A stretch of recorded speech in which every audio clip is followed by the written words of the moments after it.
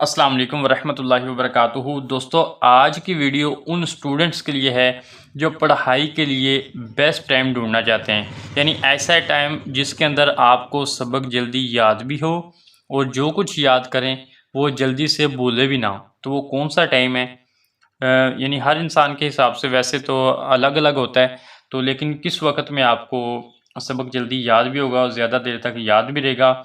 और जो कामयाब स्टूडेंट होते हैं वो ज़्यादातर इसी वक्तों में पढ़ते हैं। ठीक है, याद रखें जो टाइम बता रहा हूँ ना, सिर्फ 4 पॉइंट है।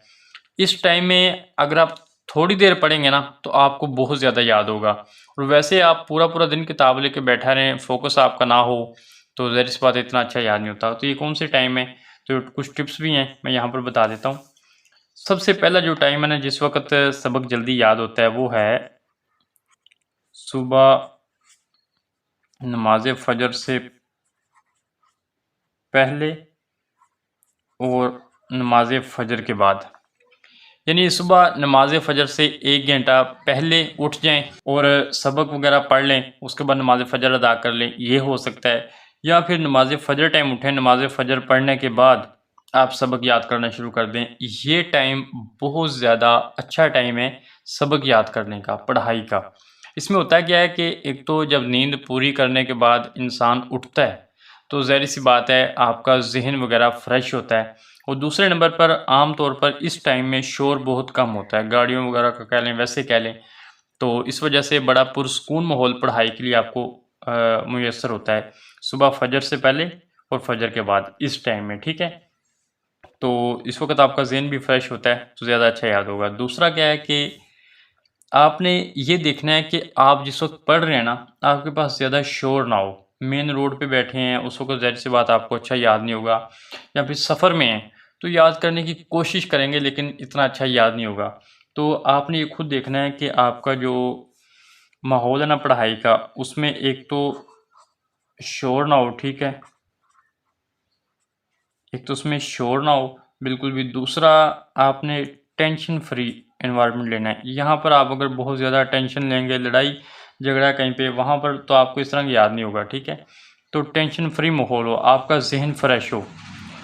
जिस वक्त आप गुस्से में होंगे ज़ाहिर सी बात है आपको सबक याद नहीं होगा। तो टेंशन फ्री माहौल हो, शोर वगैरह ना हो। कोशिश करें जो भी टाइम आपको इस तरह का मिलता है इसमें आप पढ़ाई कर लें।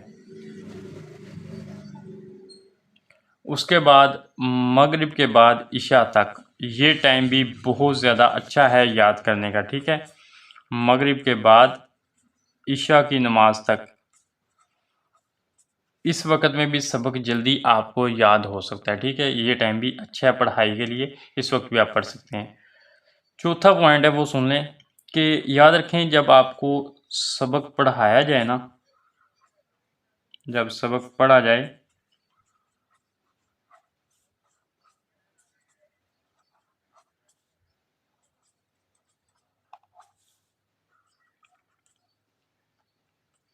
देखिए, जब आपको ताज़ा सबक पढ़ाया गया क्लास में, उसके फ़ौरी बाद अगर आप पढ़ते ना तो आपको सबक बहुत ज़्यादा पुख्ता याद होता है, क्योंकि आपने ताज़ा पढ़ा होता है। ठीक है, तो आपको काफ़ी हद तक समझ आ चुकी होती है, तो कुछ ज़हन में बैठ गया होता है। अगर आप उसी वक्त 1-2 मरतबा रिवाइज़ कर लेते हैं तो आपको सबक बहुत अच्छा याद हो जाता है। ठीक है, कोई बात अगर आपको समझ नहीं आ रही तो आपको उसी वक्त पता लग जाता है कि मुझे ये चीज़ समझ नहीं आई। तो ये टाइम है, इन टाइम में आप पढ़ेंगे तो इंशाल्लाह आपका जो है वो सबक जल्दी याद भी होगा, अच्छा याद भी होगा।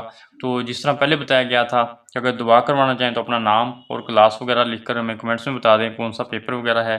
और मज़ीद आपको कोई भी हेल्प चाहिए स्टडी के बारे में, वो आप पूछ सकते हैं। वैसे मेरी और भी वीडियोज़ हैं इस बारे में चैनल पर, वो भी देख सकते हैं। तो अगर ये वीडियो पसंद आई हो तो वीडियो को लाइक कीजिएगा, चैनल को सब्सक्राइब कीजिएगा। अस्सलाम वालेकुम।